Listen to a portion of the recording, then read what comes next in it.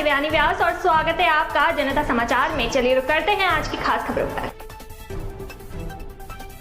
भाजपा प्रत्याशी शिव अरोड़ा ने transit camp क्षेत्र में धुआंधार प्रचार कर वोटों की अपील की। इस दौरान सैकड़ों लोगों ने उन्हें अपना समर्थन दिया और उनका फूल मालाओं से जोरदार स्वागत किया। जनसंपर्क के दौरान शिव अरोड़ा ने कांग्रेस को निशाने पर लेते हुए कहा कि कांग्रेस ने हमेशा तुष्टीकरण की राजनीति की है, जिस वजह से इस देश को काफी नुकसान हुआ है। तुष्टीकरण की राजनीति ने देश को पीछे धकेला है। राहुल गांधी आज प्रधानमंत्री नरेंद्र मोदी को तानाशाह कहते हैं। उन्हें ये नहीं मालूम कि प्रधानमंत्री की मजबूत इच्छा शक्ति की वजह से आज भारत का डंका पूरे विश्व में बज रहा है। शिव अरोड़ा ने कहा, कांग्रेस पार्टी मुसलमान तुष्टीकरण की जननी है।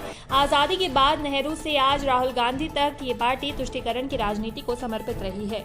आजादी के बाद घरेलू ही नहीं विदेशी नीति भी तुष्टीकरण से तय होती थी। सबसे बड़ी विडंबना ये रही है कि जिन मुसलमानों के नाम पर कांग्रेस ने देश में तुष्टीकरण की नीति का आगाज किया, उन मुसलमानों को माली हालत सुधरने की बजाय बिगड़ती चली गई। आजादी के बाद देश में जिस मुस्लिम तुष्टीकरण की नीति का उदय हुआ है, वो आगे चलकर वटवृक्ष बन गया। भारत दुनिया का इकलौता देश बन गया जहां बहुसंख्यकों के हितों में कीमत पर अल्पसंख्यकों को वरीयत दी जा रही है। घरेलू नीतियों के साथ साथ भारत की विदेशी नीति पर भी कांग्रेस तुष्टीकरण की काली छाया पड़ती रही। अरोड़ा ने कहा कि मुसलमानों का समर्थन पाने के लिए कांग्रेस के नेताओं ने क्या कुछ नहीं किया, ये जनता अच्छी तरह से जानती है। तुष्टीकरण की ही राजनीति का नतीजा है कि 1960 में तत्कालीन प्रधानमंत्री जवाहरलाल नेहरू ने भारत के हितों का बलि देकर पाकिस्तान के साथ सिंधु नदी जल समझौता किया। दुनिया में इस तरह का एकांगी समझौता कहीं नहीं मिलेगा।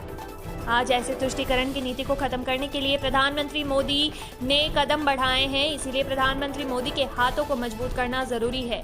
अरोड़ा ने कहा कि विधानसभा का ये चुनाव न सिर्फ उत्तराखंड में डबल इंजन की सरकार बनाकर इस राज्य को उन्नति के शिखर पर ले जाएगा, बल्कि पीएम को हाथों को मजबूती बनाकर देश को एक ताकत देने का भी काम करेगा।